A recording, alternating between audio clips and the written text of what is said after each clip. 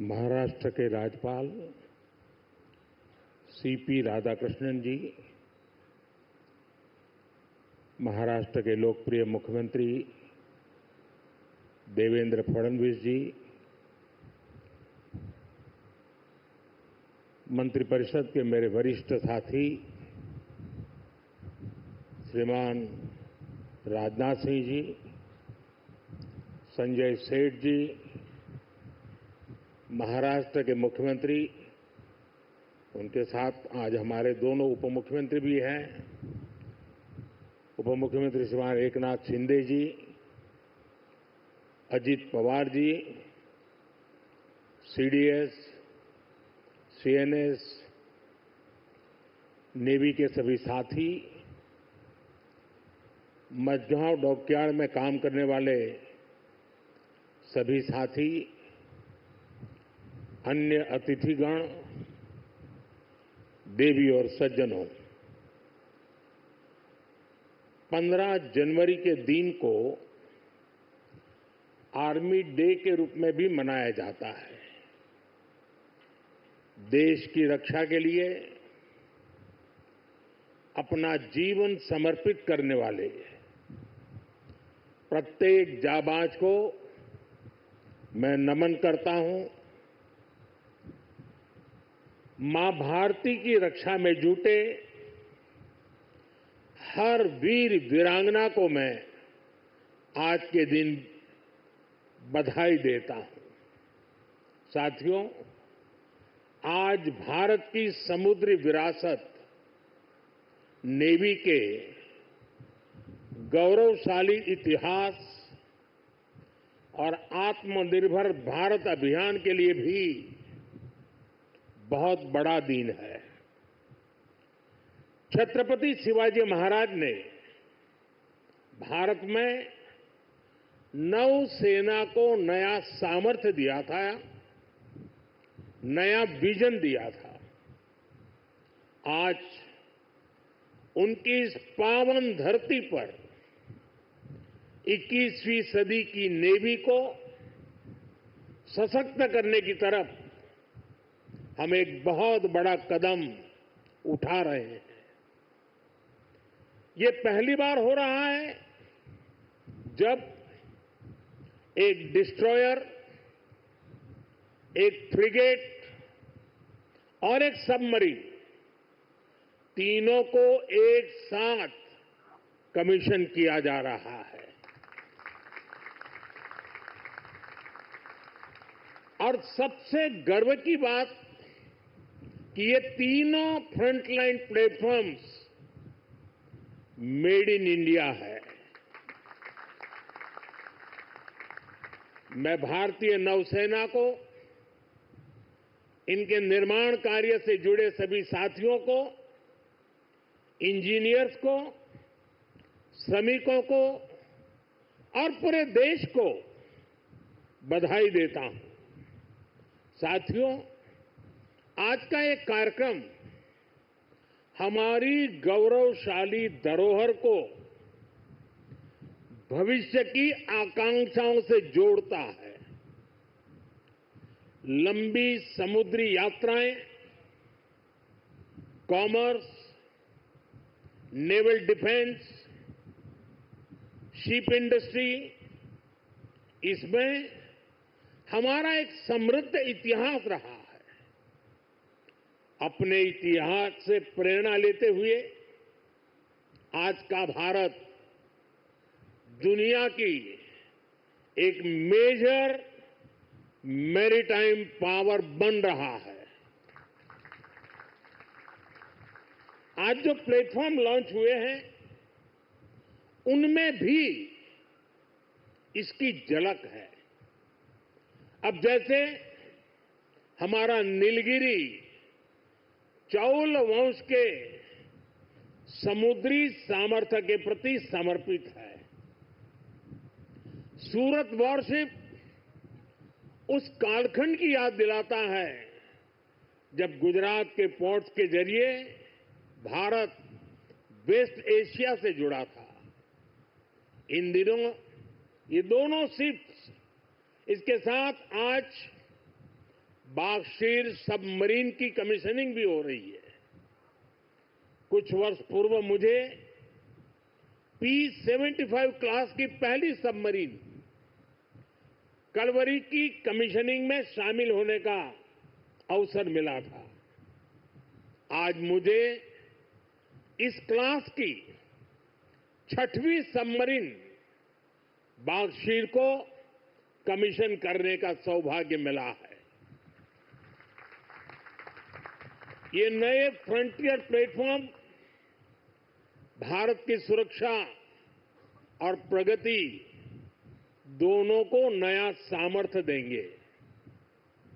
साथियों, आज भारत पूरे विश्व और खासकर ग्लोबल साउथ में एक भरोसेमंद और जिम्मेदार साथी के रूप में पहचाना जा रहा है। भारत विस्तारवाद नहीं, भारत विकासवाद की भावना से काम करता है। भारत ने हमेशा ओपन, सिक्योर, इंक्लूसिव और प्रॉस्परस इंडो पैसिफिक रीजन का समर्थन किया है। इसलिए जब समुद्र से सटे देशों के विकास की बात आई तो भारत ने मंत्र दिया सागर। सागर का मतलब है security and growth for all in the region. हम सागर के विजन के साथ आगे बढ़े। जब भारत के सामने G20 की प्रेसिडेंसी संभालने का दायित्व आया तो दुनिया को हमने मंत्र दिया one earth, one family, one future. जब दुनिया कोरोना से लड़ते हुए पस्त पड़ रही थी तब भारत ने विजन दिया वन अर्थ, वन हेल्थ। हम पूरे विश्व को अपना परिवार मानकर चलते हैं। हम सबका साथ, सबका विकास उस सिद्धांत पर विश्वास करने वाले लोग हैं और इसलिए इस पूरे क्षेत्र की रक्षा सुरक्षा भी भारत अपना दायित्व समझता है। साथियों, ग्लोबल सिक्योरिटी, इकोनॉमिक्स और जियो पॉलिटिकल डायनेमिक्स को दिशा देने में भारत जैसे मैरीटाइम नेशन की भूमिका बहुत बड़ी होने वाली है। आर्थिक प्रगति और एनर्जी सिक्योरिटी के लिए ये जरूरी है कि ट्रेडिशनल वाटर्स को प्रोटेक्ट किया जाए, टेरिटोरियल वाटर्स को प्रोटेक्ट किया जाए, फ्रीडम ऑफ नेविगेशन को इंश्योर किया जाए और ट्रेड की सप्लाई लाइन और सी रूट्स सुरक्षित हो। हमें आतंकवाद, हथियारों और ड्रग्स की तस्करी में इस पूरे क्षेत्र को बचाकर रखना है। इसलिए आज जरूरी है कि समुद्र को सेफ और प्रॉस्परस बनाने में हम ग्लोबल पार्टनर बने। हम लॉजिस्टिक की एफिशिएंसी बढ़ाने और शिपिंग इंडस्ट्री के लिए काम करें। हम रेयर मिनरल्स, फिश स्टॉक जैसे ओशन रिसोर्सेज का दुरुपयोग रोकने में और इसे मैनेज करने की कैपेसिटी डेवलप करें। हम न्यू शिपिंग रूट्स और सी लेन्स पर अब कम्युनिकेशन को खोजने में इन्वेस्ट करें। मुझे खुशी है कि आज भारत इस दिशा में लगातार कदम उठा रहा है।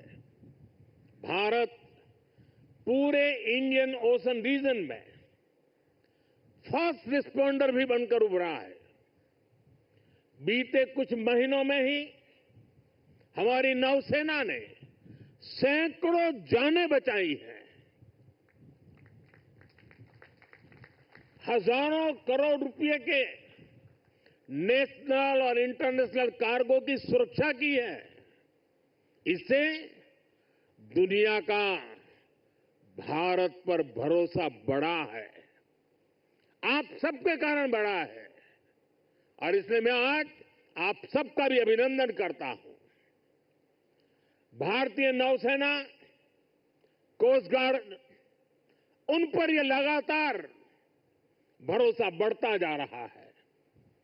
आज आप ही देख रहे हैं, आसियान हो, ऑस्ट्रेलिया हो, गल्फ हो, अफ्रीका के देश हो, सबके साथ आज भारत का आर्थिक सहयोग लगातार मजबूत हो रहा है। संबंधों की इस मजबूती में इंडियन ओशन रीजन में भारत की उपस्थिति, भारत का सामर्थ्य एक बहुत बड़ा आधार है, और इसलिए आज का ये आयोजन सैन्य दृष्टि के साथ ही आर्थिक दृष्टि से भी उतना ही अहम है।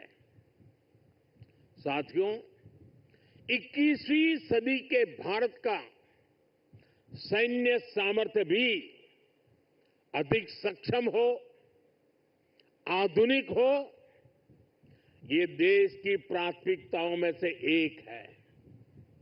जल हो, थल हो, नभ हो, डीप सी हो या फिर असीम अंतरिक्ष, हर जगह भारत अपने हितों को सुरक्षित कर रहा है। इसके लिए निरंतर रिफॉर्म्स किए जा रहे हैं। चीफ ऑफ डिफेंस स्टाफ का गठन ऐसा ही एक रिफॉर्म है। हमारी सेनाएं और अधिक एफिशिएंट हो, इसके लिए थिएटर कमांड की दिशा में भी भारत आगे बढ़ रहा है। साथियों, पिछले 10 साल में जिस तरह भारत की तीनों सेनाओं ने आत्मनिर्भरता के मंत्र को अपनाया है, वो बहुत ही सराहनीय है। संकट के समय दूसरे देशों पर भारत की निर्भरता कम से कम हो, इस गंभीरता को समझते हुए आप सभी इस काम को आगे बढ़ा रहे हैं, नेतृत्व दे रहे हैं।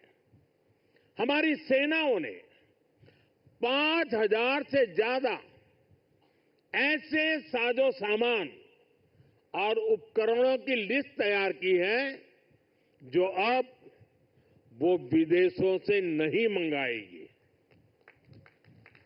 जब भारत का सैनिक भारत में बने साजो सामान के साथ आगे बढ़ता है तो उसका आत्मविश्वास भी कुछ अलग ही होता है।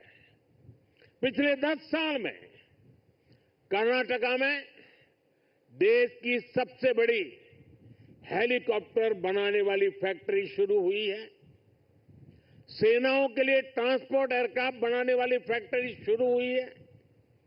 तेजस फाइटर प्लेन के भारत की साख को आसमान की नई ऊंचाई पर पहुंचाया है।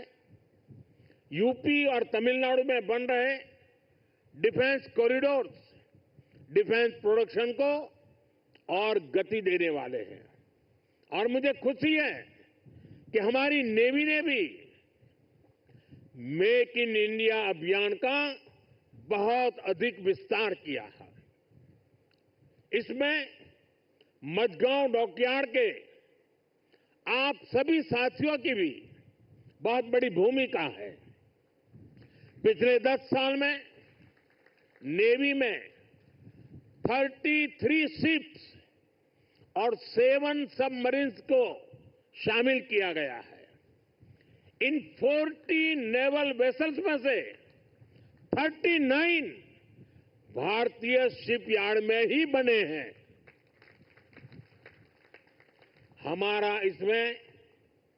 हमारा भव्य विराट आईएनएस विक्रांत एयरक्राफ्ट कैरियर और आईएनएस अरिहंत और आईएनएस अरिघात जैसी न्यूक्लियर सबमरीन भी शामिल है। मेक इन इंडिया उसको ऐसी गति देने के लिए मैं देश की तीनों सेनाओं को हृदय से बहुत बहुत बधाई देता हूं। आज भारत का डिफेंस प्रोडक्शन 1.25 लाख करोड़ रुपए से ज्यादा हो चुका है। हम 100 से ज्यादा देशों को डिफेंस इक्विपमेंट एक्सपोर्ट कर रहे हैं। मुझे विश्वास है आपके सहयोग से आज भारत तेजी से अपने डिफेंस सेक्टर का कायाकल्प करके दिखाएगा। साथियों, मेक इन इंडिया से भारत की सेनाओं का सामर्थ्य बढ़ने के साथ ही आर्थिक प्रगति के नए द्वार भी खुल रहे हैं। जैसे एक उदाहरण शिप बिल्डिंग इकोसिस्टम का है। आप में से बहुत से लोगों को पता होगा, एक्सपर्ट भी कहते हैं शिप बिल्डिंग में जितना इन्वेस्ट किया जाए उसका 2 गुना पॉजिटिव इंपैक्ट इकोनॉमी पर पड़ता है। यानी अगर हम शिप बिल्डिंग में 1 रुपये लगाते हैं तो इकोनॉमी में 1 रुपया 82 पैसे के आसपास सर्कुलेशन होता है। अब सोचिए, अभी देश में 60 बड़े शिप्स अंडर कंस्ट्रक्शन है। इनकी वैल्यू 1.5 लाख करोड़ रुपए के आसपास है। यानी इतना पैसा लगाने से करीब 3 लाख करोड़ रुपए का सर्कुलेशन हमारी इकोनॉमी में होगा और रोजगार के मामले में तो इसका 6 गुना मल्टीप्लायर इफेक्ट होता है। जहाजों का ज्यादातर सामान, ज्यादातर पार्ट्स देश के एमएसएमई से ही आता है। इसलिए अगर 2000 वर्कर एक जहाज बनाने के काम में लगते हैं तो दूसरी इंडस्ट्री में जो एमएसएमई सप्लायर है उस एमएसएमई सेक्टर में करीब 12,000 रोजगार बनते हैं। साथियों, आज भारत दुनिया की तीसरी बड़ी इकोनॉमी बनने की तरफ तेजी से आगे बढ़ रहा है। हमारी मैन्युफैक्चरिंग, हमारी एक्सपोर्टिंग कैपेसिटी भी लगातार बढ़ रही है। आने वाले सालों में सैकड़ों नए शिप्स की, नए कंटेनर्स की जरूरत भारत को होगी। इसलिए पोर्ट लेड डेवलपमेंट का मॉडल हमारी इकोनॉमी को गति देने वाला है, रोजगार के हजारों नए मौके बनाने वाला है। साथियों, इस क्षेत्र में कैसे रोजगार बढ़ रहा है, इसका एक उदाहरण सी फेरर्स की संख्या भी है। 2014 में भारत में सी फेरर्स की संख्या 1.25 लाख से भी कम थी। आज ये 2 गुने से भी अधिक बढ़कर लगभग 3 लाख तक पहुंच चुकी है। आज भारत सी फेरर्स की संख्या में विश्व में टॉप 5 में आ गया है। साथियों, हमारी सरकार का तीसरा कार्यकाल अनेक बड़े निर्णयों के साथ शुरू हुआ है। तेज गति से हमने नई नीतियां बनाई हैं, देश की जरूरतों को देखते हुए नए कार्य शुरू किए हैं। देश के हर कोने, हर सेक्टर का विकास हो, इस लक्ष्य के साथ हम चल रहे हैं। पोर्ट सेक्टर का विस्तार भी इसका ही हिस्सा है। हमारे तीसरे टर्म के पहले बड़े फैसलों में से था महाराष्ट्र के वाढवण पोर्ट को मंजूरी। 75,000 करोड़ रुपए के खर्च से इस आधुनिक पोर्ट के निर्माण का काम शुरू भी हो चुका है। इससे भी महाराष्ट्र में रोजगार के हजारों नए अवसर बनने वाले हैं। साथियों, बहुत लंबे समय तक बॉर्डर और कोस्टलाइन से जुड़े कनेक्टिविटी इंफ्रास्ट्रक्चर पर उतना ध्यान नहीं दिया गया। बीते 10 सालों में इसके लिए भी अभूतपूर्व काम हुआ है। 2 दिन पहले ही मुझे जम्मू कश्मीर में सोनमर्ग टनल का लोकार्पण करने का अवसर मिला है। इससे करगिल, लद्दाख जैसे हमारे सीमावर्ती इलाकों तक पहुंचना, उसमें बहुत आसानी होगी, सुलभ होगी। पिछले साल अरुणाचल प्रदेश में सेला टनल का लोकार्पण हुआ है। ये एलएसी तक हमारी सेना की पहुंच को आसान बना रही है। आज शिंकुल्ला टनल और जोजिना टनल जैसे अनेक क्रिटिकल इंफ्रास्ट्रक्चर पर तेजी से काम चल रहा है। भारत माला परियोजना से बॉर्डर एरिया में शानदार नेशनल हाईवे का नेटवर्क बनाया जा रहा है। वाइब्रेंट विलेज प्रोग्राम आज बॉर्डर के गांवों के विकास में अहम भूमिका निभा रहा है। बीते दशक में अपने दूर सुदूर के आइलैंड्स पर भी हमने फोकस किया है। जहां कोई भी नहीं रहता, उन आइलैंड्स की भी रेगुलर मॉनिटरिंग की जा रही है। इतना ही नहीं, अब उस आइलैंड की नई पहचान भी बनाई जा रही है, उन्हें नया नाम दिया जा रहा है। इतना ही नहीं, हिंद महासागर में समुद्र तल पर भी जो समुद्री पर्वत या सी माउंट है, उनका भी नामकरण किया जा रहा है। पिछले साल भारत की पहल पर इंटरनेशनल संस्था ने 5 ऐसे स्थानों को नाम दिए हैं। हिंद महासागर में अशोक सी माउंट, हर्षवर्धन सी माउंट, राजराजा चोल सी माउंट, कल्पतरु रीज और चंद्रगुप्त रीज भारत का गौरव बढ़ा रहे हैं। साथियों, हम सब जानते हैं, भविष्य में असीम अंतरिक्ष और डीप सी दोनों का कितना महत्व है। इसलिए आज स्पेस और डीप सी दोनों जगह भारत अपनी क्षमताओं को बढ़ा रहा है। हमारा समुद्रयान प्रोजेक्ट वैज्ञानिकों को समंदर में 6000 मीटर की उस गहराई तक ले जाने वाला है, जहां कुछ ही देश पहुंच पाए हैं। यानी भविष्य की किसी भी संभावना पर काम करने में हमारी सरकार कोई कसर बाकी नहीं छोड़ रही है। साथियों, 21वीं सदी का भारत पूरे आत्मविश्वास के साथ आगे बढ़े, इसके लिए ये बहुत जरूरी है कि हम गुलामी के प्रतीकों से भी मुक्त हो। और हमारी नौसेना ने इसमें भी नेतृत्व दिखाया है। नौसेना ने अपने ध्वज को छत्रपति शिवाजी महाराज की गौरवशाली परंपरा से जोड़ा है।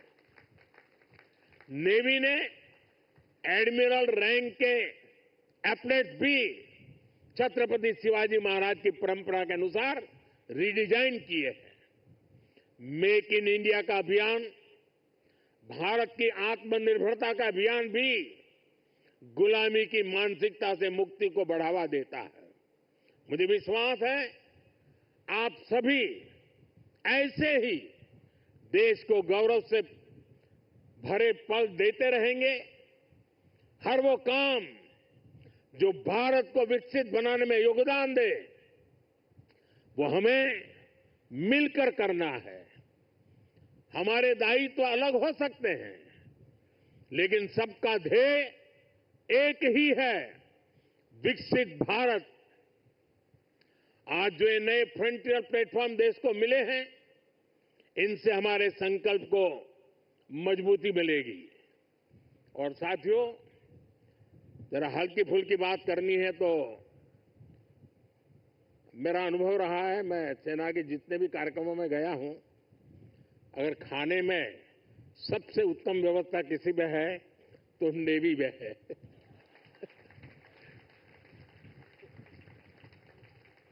विविधताओं से भरपूर। अब आज उसमें सूरत शिप जुड़ गया है और हम लोगों को एक कहावत मालूम होगी, बड़ी पॉपुलर कहावत है, और मैं कैप्टन संदीप को कहूंगा कि इस बात को जरा गौर से सुने। वो कहावत है, सूरत का जमण और काशी का मरण। यानी सूरत